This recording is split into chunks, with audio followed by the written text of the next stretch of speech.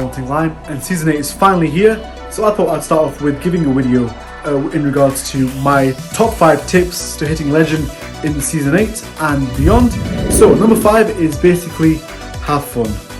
Guys, I know Go Battle League can be challenging, can be super frustrating, and also tilting as well, but try to have fun. And this is going to be like 3 tips into 1, but these tips do help out. And also I'd say is be realistic with your goals. Realize like if you don't have certain Pokemon, you might not be able to compete at certain leagues, so try and aim for the best you can. And if you don't hit Legend, it's not a big problem because there's always seasons after that as well. So set yourself up for success, not failure. Be realistic with your goals and just have fun, play your best where you can, and see where it takes you. Eventually you will hit Legend because you will learn a lot of skills along the way, and you know they all stack, and eventually you will hit that goal. Don't worry about it, you'll get there eventually, but do remember to have fun. And the biggest tip I can say for number 5 is to record your games. You can learn a lot by watching your own gameplay because you can't see the mistakes you make when you're playing, especially in those stressful situations. You make a lot of misplays. I used to make a lot of misplays. Before I started creating content in Season 6, I tried for the longest time to hit Legend from Season 1 or rank 10 as it was back then, all the way to Season 4, and time again I was getting better, but I wasn't learning my mistakes. When I started recording my battles, I saw where I was going wrong. I saw why I lost a really close game. It was all about decision making at the right time. So because I was able to identify the mistakes I was making, and also other things I learned along the way, I was able to finally hit that so-called overcome that wall or barrier that I used to face. So yeah, record your games, watch over your gameplay, and learn from your mistakes is my number 5 tip. Tip number 4 is, what is my tip number 4? I always forget this one. Yes, play the fun cups. So Niantic has started, especially with the longer seasons, adding in more fun cups, fun metas like, you know, the little cup wasn't exactly fun, but you have the Retro Cup for the Great League, you also have the Retro Cup for the Ultra League now as well. So this is a time where everyone starts off at a level playing field. People, yes, the better players will always be the better players. They'll have already access to Pokemon they don't need to make already. So they don't need to make already, but because everyone is basically new and some of the Pokemon, so everything is basically new, and all the Pokemon are still basically being found out, you have a lot of time to exploit a lot of elo gain, but also be careful, you can lose a lot of elo gain as well. You can lose a lot of elo in the process too.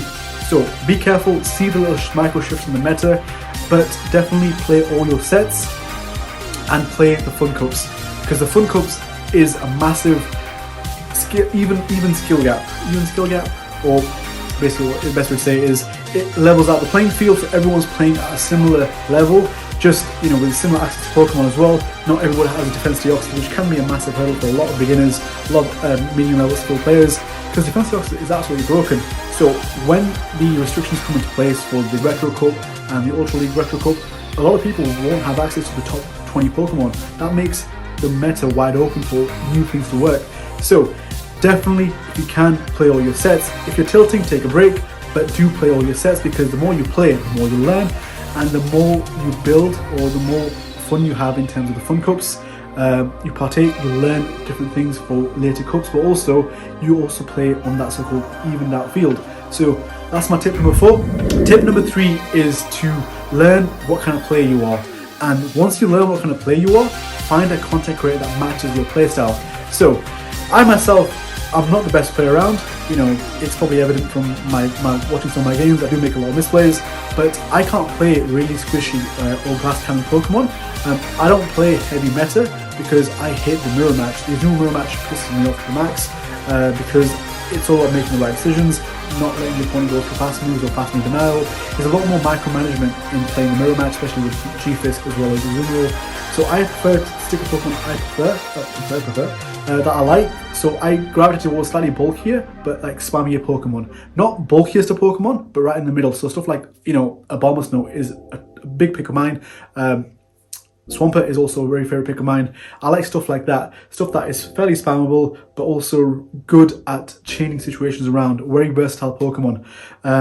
But, you know, you have content creators like Oxford U, who's really, really good, but he has a very like so-called consistent Pokemon style that he uses. Like he uses Meganium a lot, which he loves to use with Galvantula. Really strong core, but that's what he likes because he prefers the output of damage and the bulkiness that Meganium provides in terms of coverage. And you have players like FP Sticks who likes to go full meta and play like the strongest Pokemon available. But he enjoys that playstyle. He likes to compete at the hyper level, and you know, he knows all the counts. You know, he knows the micromanagement. He can play in the top so-called bracket Velo and actually get loads of wins, whereas Oxford, he also plays in the top bracket as well, but he has more of a so-called bulkier aspect in the game. So again, find what kind of player you are, and then basically find a content creator, because the content creator will actually help test some ideas that you have in your head, and then you can actually learn what's good in the meta, what's changing. They can be your so-called early eyes into before you try something out, and also they can also open your mind up to different ideas. So what I mean by this is, I discovered a really good team by Bloody Bananas this season, which involves Pelipper in the lead, Vigoroth as the safe switch, and Empoleon as the closer. And Empoleon is a really solid pick for Season 7, even Season 8, because of the so-called rise in poison Pokemon and the charms that are around. And it opened my eyes up to the fact that Empoleon could be used really effectively, and I already like Vigoroth, and I already had Pelipper. So I combining these situations out, trying it for myself, I realized this is a team that I can really enjoy.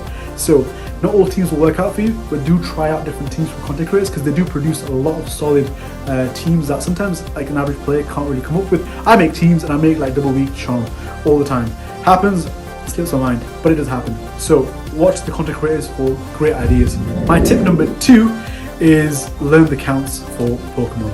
So this is one of those skills that you need to learn, or it will come with time. So I wasn't the best in terms of learning this the first 4 seasons, hence why I never made it to the top rank. But eventually, when it came to like Season 6, I started learning the counts because I was playing Pokemon like Swampert, and I used my own Pokemon's energy to see what kind of energy my opponent would be at as well, and obviously maximize the energy. Learning the counts lets you maximize more energy, because for example, you're playing against Azumarill, it takes 5 bubbles to get to Ice Beam, 6 to get to Play Rough, and 7 to get to Hydro Cannon. That allows you to throw a catch to a Pokemon that's really going to absorb all that energy, and then you also have energy on your own Pokemon as well, which you can throw at a later time. So knowing how much energy is required for certain Pokemon is definitely game changing. But obviously your opponent might not throw straight away, he might hold on to it, he might overcharge. So you learn these things as time goes on, but the basic is learn the counts.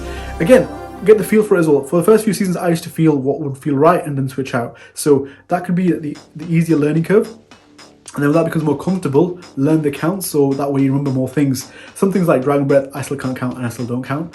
I hate it, I need a lock on, but add these skills to your so-called assets. Add these skills and make them your assets basically, and utilize them to hit Legend or the rank that you require. Top best tip for hitting Legend this season, or number 1 tip, is increase the access of Pokemon that you have in your so-called party. What I mean by that is increase your pool of Pokemon. So for example, one of the biggest struggles for myself was the Ultra League Premier Cup before XL Pokemon became to ruin it. And Charizard was a big threat in terms of how versatile it was. Venusaur was everywhere, Swampert was everywhere, and me getting access to a Wing Attack Charizard with Blast Burn helped me get to Legend, combined with the team that I had as well. So having more Pokemon allows you to build more unique teams and try out more playstyles. Some Pokemon you naturally gravitate towards because you have like a playstyle revolving around their playstyle. So the more Pokemon that you have access to gives you more options. And I always say, the more versatility you have in your disposal, the more you can change and adapt to the meta. And things always change. There's little micro adjustments as you go up in the so-called Elo ranges. So I'll give you my story. Season 6. So I made it to Expert for the first time. I was really happy, super excited, but then I made Legend even easier. So I used to be stuck in the 2200s, 2500s because that meta is so unpredictable, but because I was getting closer to the top, I started seeing a lot of fighting leads. Machamp was everywhere, or any counter users were everywhere. So what I learned was having Wing Attack Charizard would be the Pokemon that I need, and I could also handle the Charmers. It basically was a Pokemon that I needed to kind of break through the meta. And then this season, using the same team, I just needed to switch up my alignment, having Swampert in the lead compared to having it in the back, because I saw a lot more Galvantula. So adjusting for what you see, but then again, having access to different Pokemon allows you to have more so-called adaptability. So my number one tip is increase or build new Pokemon each season. For example, I'm going to build a Beedrill. I've already got one, but I'm going to probably build a better Beedrill. Also build a Tentacruel, try out an Acid Spray, a double dark team with Scrafty. But yeah, build more Pokemon each season, have a target, don't just build everything randomly. I've wasted a lot of Stardust, but invest your Stardust carefully. If you play all your sets, there's a lot of Stardust there, free Stardust almost, to get every single day. So invest that Stardust back into your Pokemon to get more rewards. But yeah, that's my number one tip, guys. So Season 8 is about to start in about the next hour actually. So I probably can't utilize what I normally do, a few sets or a few different teams that I will recommend. I want to try out the season. I want to recommend teams that I think will be really good and also work in the current season. And yes, a lot of teams will work. The season hasn't changed too much, but I think the poison will shake quite a lot. But I will get that video out shortly, maybe tomorrow or the day after. But I'm going to try showcasing 25 solid top teams, like from other content creators, myself, whatever, to basically show you that you can use anything at the moment in the Great League. But yeah, that about wraps it up for this video, guys. I have a lot more content coming up this season. Took a week off in the Cancer Cup. But guys, best of luck with Season 8 and let's all hit our goal for this season.